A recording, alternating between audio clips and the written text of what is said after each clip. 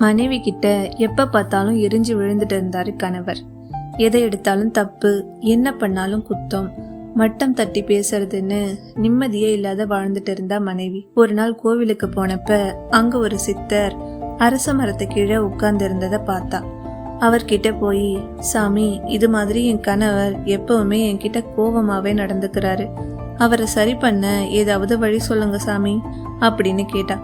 அதுக்கு அவரு, அது ரொம்ப சுலபம்தான், ஒரு பூஜை பண்ணா சரியாகிடும், அதுக்கு புலியோட முடி தேவைப்படும், நீ எடுத்துட்டு வந்தினா யாகம் நடத்தி உன் புருஷனோட குணத்தை மாத்தலாம் அப்படின்னு சொன்னாரு. மறுநாளே கிளம்புனா காட்டுக்கு. பயத்தோட நடந்து வந்துட்டு இருந்தா.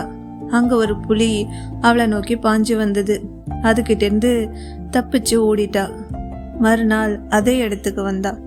அப்பவும் உரிமைக்கிட்டு அவகிட்ட நடந்து வந்தது. அவோ நைஸா அங்கிருந்து நடந்து போயிட்டா. அடுத்த நாள் வந்தப்போ அவளை பார்த்து முறைச்சிட்டு அங்கேயே படுத்திருந்தது. அவ அது கிட்ட போய் நெருங்கி மெதுவா தொட்டா.